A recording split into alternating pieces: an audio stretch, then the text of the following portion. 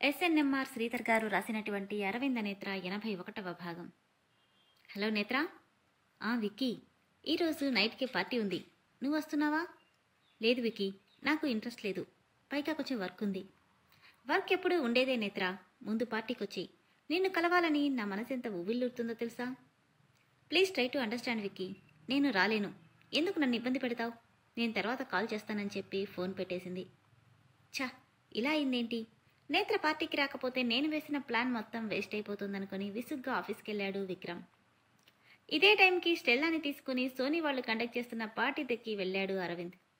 అతన్ని చూడగానే party organise చేసే వాళ్ళు సాధారణంగా రిసీవ్ చేసుకుంటే అరవింద్ చేయి పట్టుకుని నవ్వుతూ లోపలికి వచ్చింది స్టెల్లా.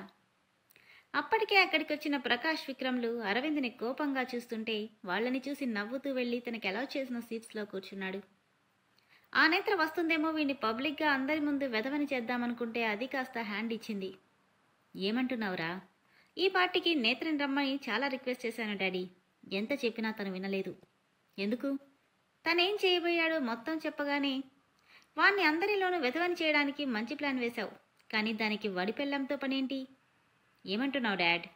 కన్నింగా నవ్వుతూ ఒకసారి వాళ్ళిద్దరి బాండింగ్ చూడరా అంటూ అటువైపు చూపించిన ప్రకాష్కి నవ్వుతూ మాట్లాడుకుంటున్న అరవింద్ స్టెల్లాలను చూస్తుంటే ఆ బాండింగ్ ఇంకొంచెం ముందుకెళ్తే ఆ ముందుకెళ్ళింది కాస్త అందరి ముందు స్ప్రెడ్ అయితే ఆశ్చర్యంగా, డాడ్?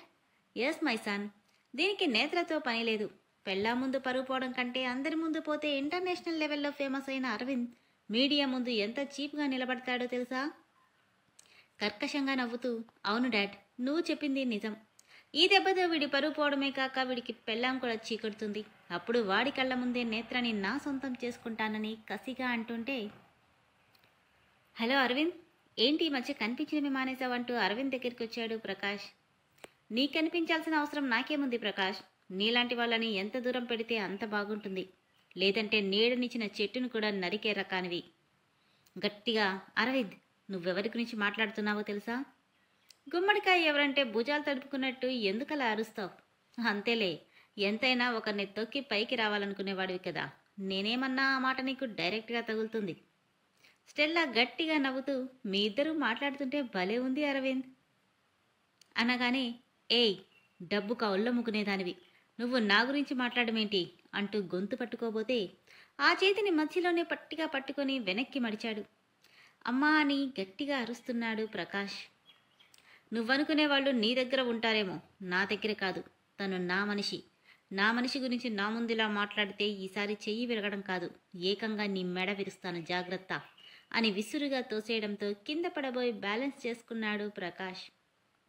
నాలాంటి వాడిని గెలక్కుండానే ఉండాలి ప్రకాష్, గెలికితే ఇగో ఇలానే కాళ్ళు చేతులు విరుచుకోవాల్సి వస్తుంది అని సీరియస్ టోన్తో చెప్పి, స్టెలా కమ్ అంటూ తనని తీసుకెళ్తుంటే, వెళ్ళరా వెళ్ళు, ఈ రోజుతో నిన్నందరి ముందు ఏం చేస్తానో చూడు. ప్రకాష్ అరవింద్ దగ్గరికి వెళ్ళగానే కూల్ డ్రింక్ తీసుకోవడానికి వెళ్ళిన విక్కీ కసిగా తన జేబులో ఎంత డబ్బులున్నాయో కూడా చూడకుండా మొత్తం బేరర్కి చేసి, నువ్వేం చేస్తావో నాకు తెలీదు, ఎలాగైనా దీన్ని వాళ్ళకివ్వాలి. అంత డబ్బు ఒకేసారి చూసిన బేరర్స్ ఓకే సార్, ట్రై చేస్తానంటూ 2 కూల్ డ్రింక్స్లో డ్రగ్స్ మిక్స్ చేసి మాస్క్ పెట్టుకుని అందరితో పాటు కూల్ డ్రింక్ తీసుకెళ్లి అరవింద్ స్టెల్లాలకు ఇస్తున్నాడు. వద్దని రిజెక్ట్ చేశాడు అరవింద్. అదేంటి అరవింద్, మీరు మా పార్టీకి వచ్చిన గెస్ట్, కూల్ డ్రింక్ తాగనంటే ఎలా? నాకు కూల్ డ్రింకే కాదు, సాఫ్ట్ డ్రింక్ కూడా పెద్దగా ఇష్టం ఉండదు అనడంతో, ఓ దట్స్ గుడ్ అని, బెటర్ ఎటు కాసేపట్లో డిన్నర్ ఉందిగా, నో ప్రాబ్లం, లీవ్ ఇట్ అనడంతో విక్కీ వైపు చూస్తూ కూల్ డ్రింక్ ప్లేట్ తీసుకుని బయటకు వచ్చేశాడు సర్వర్. మిస్ స్టెల్లా, మేము కొత్తగా లాంచ్ చేసిన యాప్కి మీరే మోడలింగ్ చేయాలి, నాట్ ఓన్లీ ఇన్ డ్రెస్సింగ్, ఖచ్చితంగా మీరు యాడ్ చేయాలి.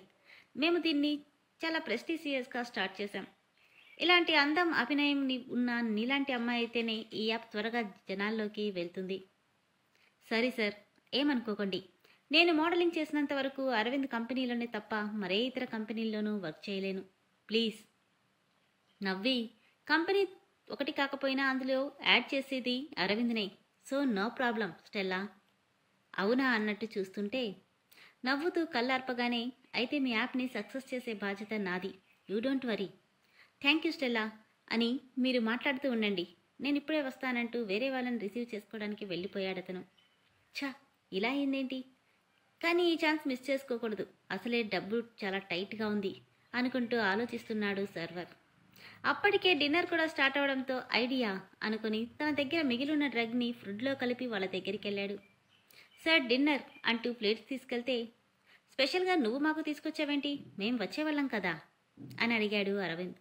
మీరు సాఫ్ట్ డ్రింక్ కూడా తీసుకోలేదు కదా సార్, అందుకని ఇందాక మీతో మాట్లాడిన సార్ త్వరగా మీకు ఇచ్చిరమ్మన్నారు అంటుంటే, అలాగా అంటూ ఇద్దరు ప్లేట్స్ తీసుకున్నారు. హమ్మయ్యా అనుకుని సర్వర్ వెళ్ళిపోతే, హే అరవింద్, నేను నీకు తినిపించనా, ఏయ్ కొట్టేనంటేనా అంటూ చిరు కోపంగా కొట్టబోతుంటే పొరపాటున చెయ్యి తగిలి స్టెల్లా ప్లేట్ మొత్తం కింద పడిపోయింది. బాగా అయ్యిందా, ఏంటి అరవింద్ ఇది ఇలా చేశావు, వెళ్ళి ఇంకో ప్లేట్ తెచ్చుకో. ఎందుకు, నీ ప్లేట్ ఉందిగా, ఇద్దరం షేర్ చేసుకుందాం అంటూ తీసుకోబోతుంటే, నిన్ను అంటూ కొట్టబోయాడు. వద్దులే, వేరే తెచ్చుకుంటా అంటూ మరో ప్లేట్ తెచ్చుకుంది.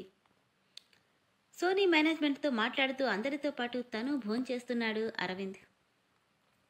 మరి విక్రమ్ కల్పించిన డ్రగ్ ప్రభావం అరవింద్ మీద ఉంటుందా లేదా, తర్వాత ఏం జరుగుతుందో తదుపరి ఎపిసోడ్లో తెలుసుకుందాం.